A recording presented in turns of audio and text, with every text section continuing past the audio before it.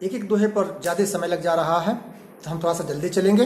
फिर बाद में जब हम आमने सामने शिक्षण में उपस्थित होंगे तो हम उसका समाधान समुचित समय लेकर के करेंगे या किया जाएगा।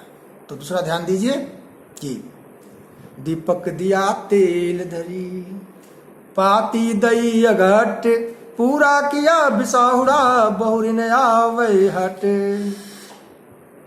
बहुरिन आवै हट, बहुरी मने दोबारा, हट मने बाजार। दोबारा इस बाजार में, वो कौन सा बाजार है? वही बाजार जो यह संसार है। कबीर की आत्मा परमात्मा से विनय कर रही है कि हम दोबारा इस संसार में न आवें। इस हेतु कबीरदास जी ने जो कर्तव्य करी है उसको साखी के रूप में प्रस्तुत कर रहे हैं। उसमें गुरु के योगदान को नकारा नहीं जा सकता। उसकी प्राथमिकता, उसकी प्रासंगिकता को तय करते हुए लिखते हैं कि गुरु ने दीपक दिया तेल भरी।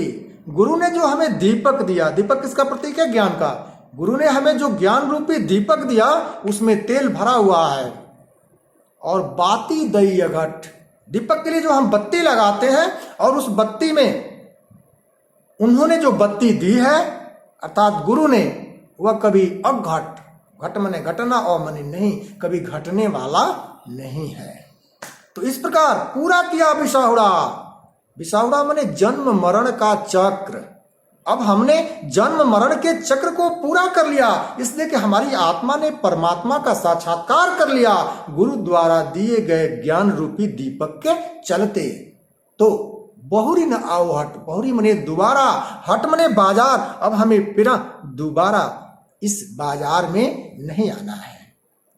प्रसंग यहां भी गुरु की महिमा का, और व्याख्या लिख लीजिए फटाफट बिना विलंब किए। हे प्रभु, जल्दी लिखिए। संत कबीर कहते हैं कि गुरु ने शिष्य के शरीर रूपी दीपक को ईश्वरीय प्रेम रूपी तेल से भर दिया और उसमें ज्ञान रूपी अक्षय अर्थात कभी समाप्त न होने वाली बत्ती डाल दी। उसको ज्योति से जीव को सांसारिक वासना समाप्त हो गई, अर्थात सांसारिक भावनाओं का क्रय और विक्रय समाप्त हो गया।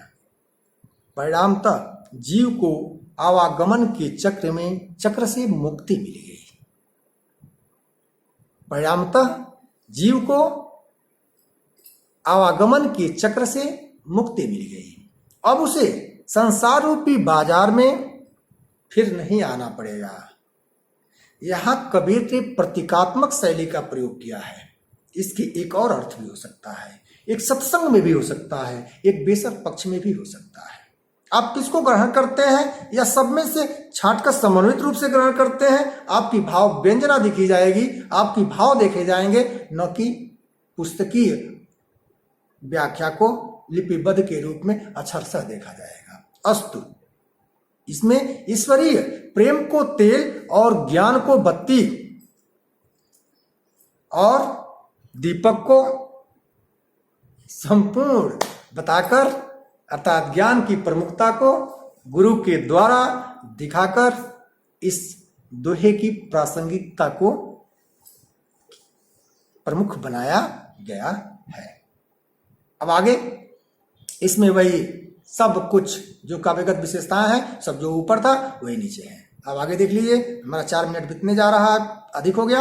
अगला देखिए कि तू करता तू भया, मुझ में रही न हूं, बल फेरी बली गई, जित देखो तित तू करता तू भया, मुझ में रही न हूं मने अहंकार। हे प्रभु, मैं तू करता, आपका नाम लेते लेते आपका हो गया। हे प्रभु, मैं आपका नाम लेते लेते आपका हो गया। यानी कबीर की जो जीवात्मा है वह कहती है कि हे प्रभु, निरंतर तुम्हारा नाम जपते जपते, तुम्हारी रट लगाते लगाते मुझसे मेरेपन का भाव, अहम भाव, अहंकार का भाव जाता रहा है, अर्थात समाप्त होता रहा है। और मैं तुम्हारा और मैं तुम्हारा ही रूप बन गया। यानी हम परमात्मा के स्वरूप को प्राप्त कर लिए परमात्मा की चाहत में। इस संसार में आवागमन का चक्र नष्ट हो गया, अर्थात जन्म मरण का चक्र पूरा हो गया है। बलि फेरी बलि गई, अब पूरा हो गया है, तो अब दोबारा जन्म नहीं लेना पड़ेगा। और अब मैं सर्वत्र एकमात्र तुमको ही देखने लगा हूं। जित देखो तित तुम, अब मैं सिर्फ तुम्हें ही देखने लगा हूं। ईश्वर की कृपा से ही यह संभव हो सका है। इसलिए जीवात्मा कृतज्ञता पूर्वक परमात्मा पर बलिहारी जाती है। बलिहारी माने समर्पित हो जाना, अर्पित हो जाना, सर्वस्व सौंप देना, बलिहारी जाती है। यहाँ पर परमात्मा में एक रूपता का भाव कबीर की इन पंक्तियों में भी दर्शनीय है। लाली मेरे लाल की जित देखो तित लाल, लाली देखन मैं गई मैं भी हो गई लाल।